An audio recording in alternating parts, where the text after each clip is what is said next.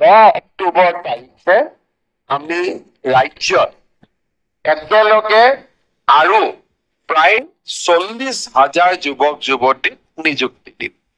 নিৰ্বাচনৰ সময়ত আমি ৰাইজক প্ৰতিশ্ৰুতি দিছিলো যে আমাৰ চৰকাৰ ক্ষমতালৈ আহিলে আমি 1 লাখ যুৱক যুৱতীক স্বচ্ছতাৰে নিযুক্তি দিম। কিন্তু সময় আৰু পৰিৱেশৰ লগত খাপ খুৱাই আমি 1 লাখৰ নিযুক্তিৰ দেওনা পাৰ হৈ গৈ আমি প্ৰায় 1,60,000 নিযুক্তি সম্পন্ন কৰিবলৈ আমি সক্ষম হ'ম।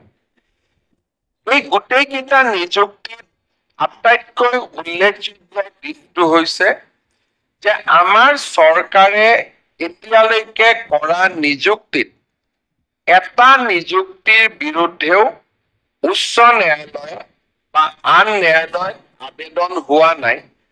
আৰু এক প্ৰকাৰ ক'ব গ'লে সম্পূৰ্ণ ন্যায় আৰু স্বচ্ছতাৰ ভিত্তিত আমি নিযুক্তি কৰাৰ বাবেই কোনো যুৱক যুৱতীয়ে নিজকে বঞ্চিত অনুভৱ কৰা নাই আৰু আদালতত যোৱাৰো তেওঁলোকে পোষকতা কৰা নাই। অৰ্থাৎ চাকৰি পোৱাজনেও স্বচ্ছতাৰ ওপৰত আস্থা ৰাখিছে আৰু চাকৰি নোপোৱাজনেও চৰকাৰৰ ওপৰত বিশ্বাস ৰাখিছে যে যিগৰাকীয়ে চাকৰি পাইছে মোতকৈ তেওঁলোক অধিক যোগ্য, মই এইবাৰ নাপালো, এবাৰ মই তাৰ কাৰণে প্ৰচেষ্টা কৰিম। এনে ধৰণৰ পৰিৱেশ আমাৰ ৰাজ্যত কেতিয়াও দেখা পোৱা নগৈছিল।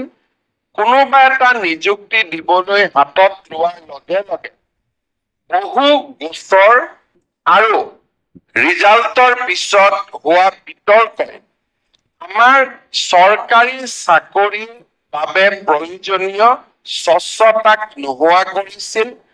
যুৱক যুৱতীৰ মাজত সন্দেহ আৰু অবিশ্বাসৰ বীজ ৰোপণ হৈছিল আৰু বাৰে বাৰে হোৱা আদালতত গোচৰ প্ৰক্ৰিয়াৰ বাবে চৰকাৰী নিযুক্তিৰ এক প্ৰকাৰ সীমিত সংখ্যকহে সম্ভৱ হৈছিল।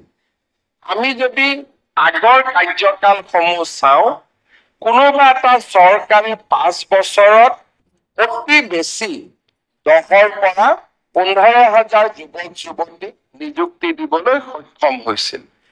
কিন্তু আজি আমি স্বচ্ছতাৰ পথেৰে খোজ কঢ়াৰ কাৰণে আমাৰ ৰাজ্যত 1,60,000 নিযুক্তি আমি 10 অক্টোবৰৰ ভিতৰত সম্পন্ন কৰিবলৈ সক্ষম হ'ম।